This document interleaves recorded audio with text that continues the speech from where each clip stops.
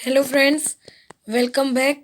Class 6 की poem 8 vocations book Honey शक्ल मैं आपके लिए लेके आई हूँ। इस चैप्टर में मैं आपको पोएम वोकेशंस के डिफ़िकल्ट वर्ड्स, इसकी एक्सट्रैक्ट, इसकी एक्सप्लेनेशंस और जो पेपर्स में आपके आते हैं बीच में से क्वेश्चंस, वो सब मैं आपको दूंगी।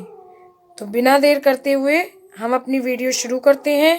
और बेटा आप देख लीजिए कि ये पीडीएफ किस तरह से है, जिसमें आपको नहीं दिखाई दे रहा, इसीलिए मैं मेहनत करके आपके लिए पीडीएफ लिखती हूँ। और ये जो क्वेश्चंस की 2 लाइन्स हैं वो मैं आपको समझा दे रही हूँ, आप इसे देख लीजिए और समझ लीजिए। On your way to school और market you see many people at work, यानी कि जब आप अपने स्कूल या मार्केट कहीं जाते हो तो आप देखते हो कि बहुत सारे लोग काम कर रहे होते हैं।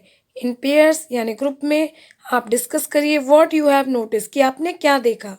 देन रीड दिस पोएम, और फिर उस पोएम को पढ़िए।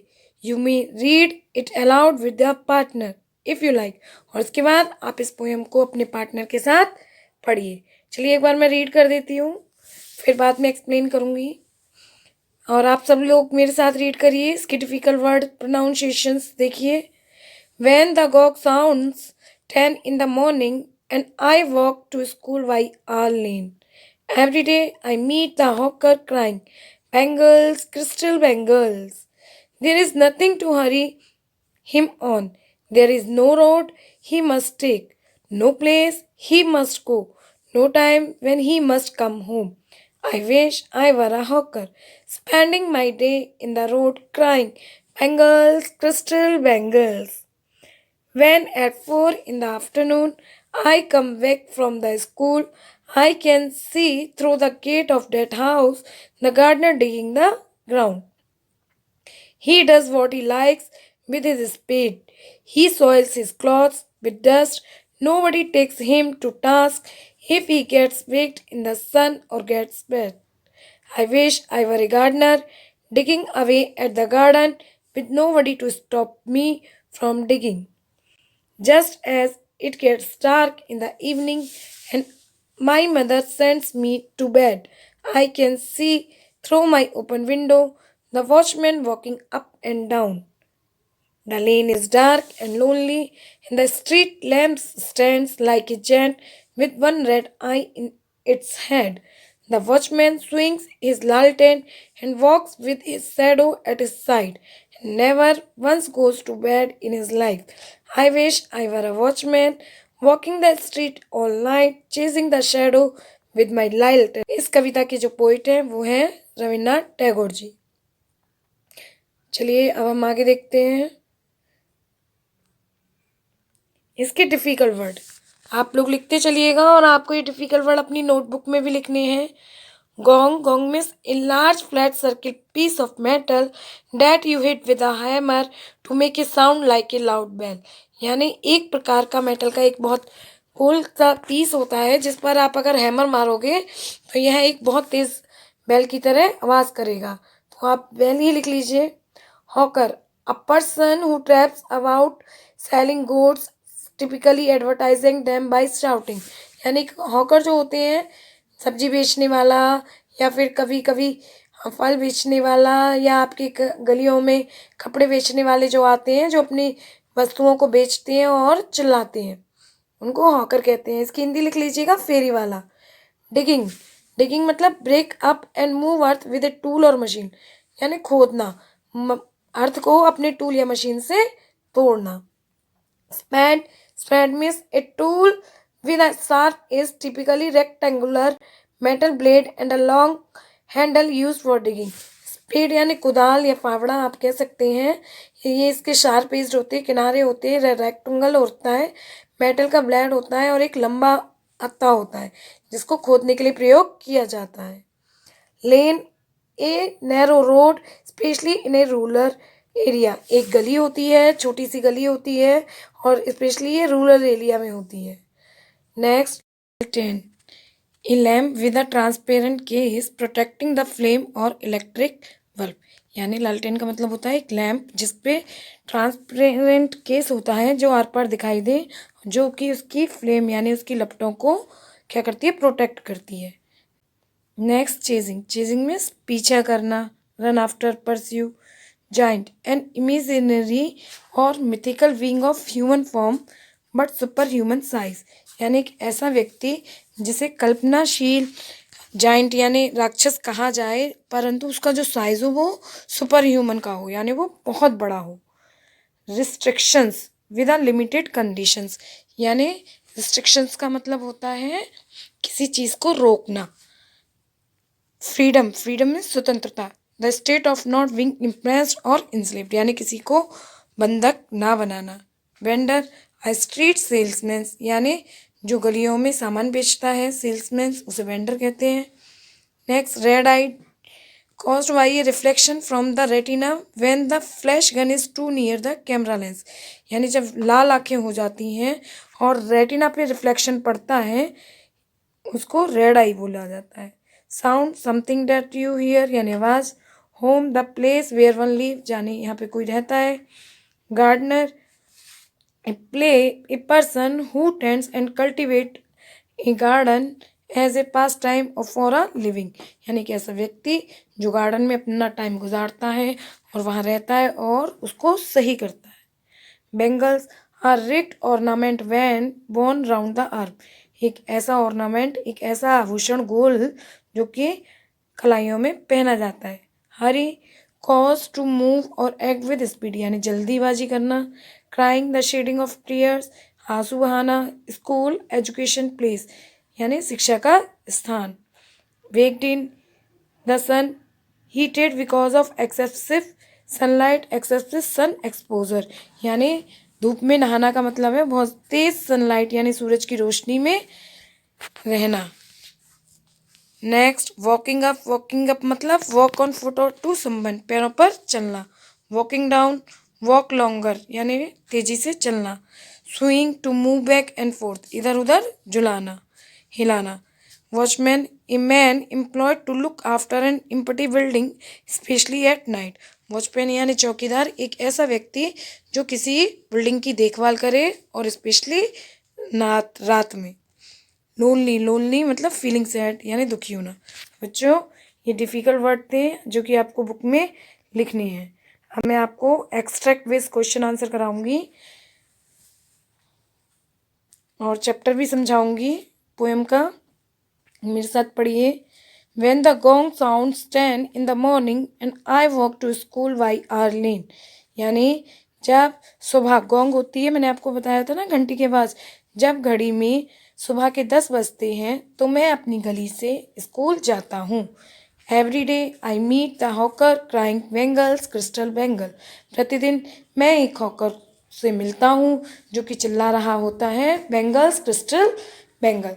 There is nothing to hurry him on, there is no road he must take, no place he must go to, no time when he must come home, और उसको कोई जल्दी नहीं होती है, ना ही उसके पास कोई ऐसी रोड होती है जिसे वो वहाँ जाना चाहता है, ना ही no place he must go, ना ही ऐसा प्लेस होता है जहाँ उसे जाना ही चाहिए, और ना ही उसका कोई ऐसा टाइम होता है फिक्स कि उसे वहाँ टाइम जाना चाहिए।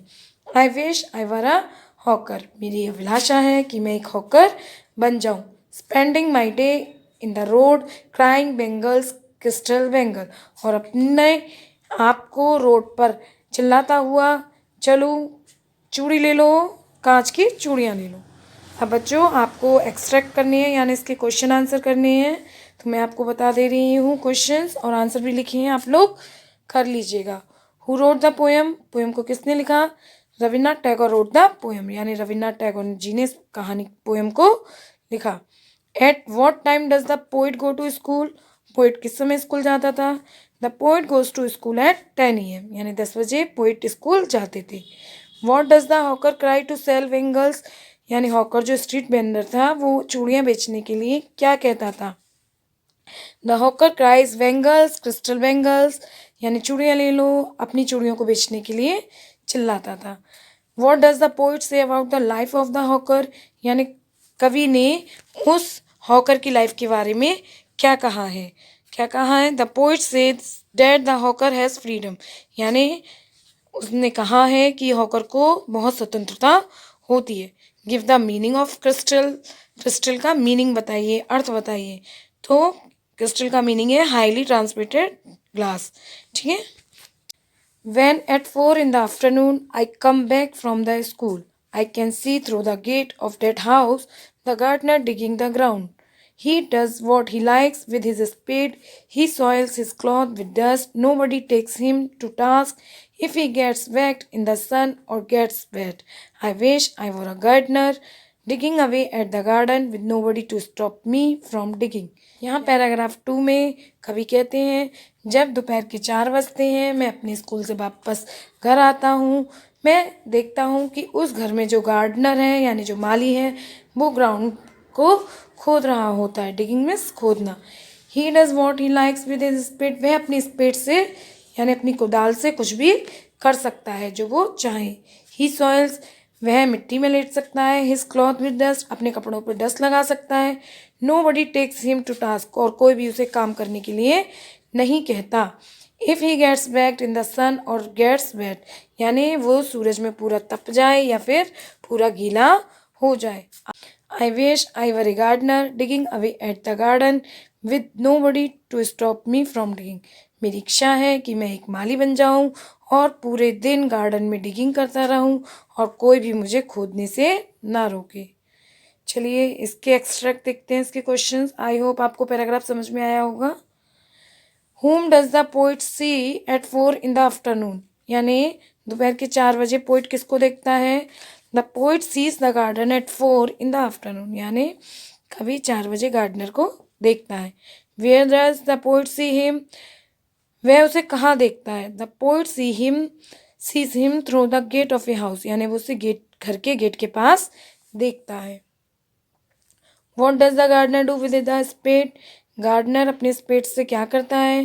The gardener does what he likes with spade, और गार्डनर अपने स्पेड से वह कर सकता है जो उसे करना चाहिए। What is the wish of the poet, कवि की क्या इच्छा है? The poet wishes that nobody should stop him if he were a gardener, poet की यह इच्छा है कि कोई भी उसे ना रोके और वह गार्डनर बनना चाहता है। Give the meaning of waked, waked का मतलब, वेक्ड का मतलब दो होते हैं जो कि मैंने यहाँ दिए हैं। Food cooked by dry heat in an oven, यानी जो खाना है उसको ओवन में पकाना, या फिर stay in sunlight for long hours, या फिर सूरज की रोशनी में लंबे समय तक रहना। Now paragraph 3, just as it gets dark in the evening and my mother sends me to bed, I can see through my open window the watchman walking up and down. The lane is dark and lonely, and the street lamp stands like a giant with one red give its in its hand. The watchman swings his lantern and walks with his shadow at his side, and never once goes to bed in his life. I wish I were a watchman walking the street all night, chasing the shadow with my lantern. ठीक है, ये मैंने reading कर दी और आपको class में भी पढ़ाया है। बच्चों आप प्लीज़ इस वीडियो को पूरा देखें जिससे आपको ये चैप्टर अच्छी तरह से समझ में आ जाए, ठीक है, क्योंकि पैराग्राफ में से क्वेश्चंस बहुत आते हैं तो आपको उसे समझना बहुत ज़रूरी है। अब इसकी हिंदी करते हैं हम। Just as it dark in the evening, ही शाम को अंधेरा होता है। And my mother send to me bed, और मेरी माँ मुझे बिस्तर पर सोने के लिए भेज देती। I can see through my open window the watchman walking up and down, और मैं अपनी खिड़की से देखता हूँ कि जो वॉचमैन है वो इधर उधर टहल रहा है। The lane is dark and lonely, जो गली है वो अंधेरी और अकेली है। And the street lamp stand like a giant, और जो स्ट्रीट गली की लैम्प है वो एक जाइंट यानी राक्षस की तरह खड़ी है। With one red give in its hand, यानी जो एक आँख उसके हेड पर लगी हुई है। द वॉचमैन स्विंग्स हिज लालटेन and walks with his shadow at his side, जो वॉचमैन है वो अपनी लालटेन को हिलाता हुआ और अपनी शेडो का पीछा करता हुआ इधर उधर टहलता है। And never once goes to bed in his life, और अपने जीवन में कभी भी बिस्तर पर नहीं जाता। आई wish I were A watchman walking the street all night chasing the shadow with my लालटेन, और मेरी इच्छा है कि मैं वॉचमैन बन जाऊं जो कि गलियों में सारी रात टहलूं और अपनी लालटेन को झुलाता हुआ अपनी शैडो यानी अपनी परछाई का पीछा करूं। देखिए बच्चों की कितनी इच्छा होती है, कभी वो हॉकर बनना चाहता है, कभी वो गार्डनर बनना चाहता है और कभी वो वॉचमैन बनना चाहता है। ऐसे ही आप लोग भी बनना चाहते हैं ना। चलिए इसके पैराग्राफ के क्वेश्चन देखते हैं। Who sends the poet to bed, यानी पोइट को बेड पर कौन भेजता है। The poet's mother sent him to bed, poet की मदर उनको बेड पर भेजती है। Whom does he see through his window, वह अपनी विंडो से किसको देखते हैं। He sees a watchman through his window, वह अपनी विंडो से एक वॉचमैन को देखते हैं। How does the poet describe the street lamp, poet ने स्ट्रीट लैम्प को किस तरह से डिस्क्राइब किया है। The poet describes the street lamp as a giant with one red eye in its head, यानी कवि ने स्ट्रीट लैम्प को एक बड़े रेड आई जाइंट की तरह डिस्क्राइब किया है। What was his reason for comparison, और उनका इस कंपेरिजन का कारण क्या है। He does not wish to go to bed early and wants to roam around in a street chasing his own shadow. वह नहीं चाहते कि वह बेड पर जल्दी जाएं और वह चाहते हैं कि वह गलियों में अपनी शैडो के साथ पूरे टाइम घूमे। Choose the word similar to torch, यानी आपको एक ऐसा वर्ड चूज़ करना है जिसका मीनिंग टॉर्च से मिलता जुलता हो। एंड इट्स आंसर इज लालटेन, यानी टॉर्च से मिलता जुलता शब्द जो है वो इस पैराग्राफ में लालटेन है। और बच्चों ये मैंने आपको अब क्वेश्चन आंसर दिए हैं इस बुक के, इस पोएम के, जो कि आपको अपनी नोटबुक में करनी है। बच्चों आप इस पोएम को अपनी बुक में लिख लीजिएगा और पैराग्राफ को भी कर लीजिएगा, क्योंकि पैराग्राफ में से ही क्वेश्चंस पूछे जाते हैं। और आई होप आपको ये वीडियो अच्छी लगी होगी। आप अपने फ्रेंड्स को शेयर करिए, सभी को दिखाइए कि आपकी मैम कितनी अच्छी वीडियो बनाती हैं। अगर आपको ये वीडियो अच्छी लगे तो सबको शेयर करो, सबको बताओ। और आई होप आपको समझ में आया होगा। अब आपका जो पैराग्राफ रह गया है वो मैंने सारे यहाँ करा दिए हैं। अब आपके मेरे इस चैनल पर आपका एक फेयर प्ले और एक गेम ऑफ चांस और द वन एंट्री, इसकी वीडियो नहीं है। फेयर प्ले की तो है, शायद मैं दे चुकी हूँ, बस एक गेम ऑफ चांस की नहीं है। तो बच्चों इस चैनल पर क्लास 6 का पूरा सिलेबस है। आप अपने फ्रेंड्स को शेयर करिए, वीडियो को देखिए, चैप्टर को अच्छी तरह से समझिए, क्योंकि हाफ ईयरली में मेरे इस चैनल से जो MCQ मैंने आपको कराए थे, कम से कम 60 क्वेश्चन में से 50 आउट ऑफ 55 क्वेश्चंस मेरे आए होते हैं एग्ज़ाम पेपर में। और अगर किसी भी बच्चे को मेरी हेल्प मिली हो तो वो भी इस वीडियो के नीचे कमेंट सेक्शन में लिखेगा। तो मिलते हैं अ गेम ऑफ चांस की नई वीडियो के साथ। Bye bye, have a nice day.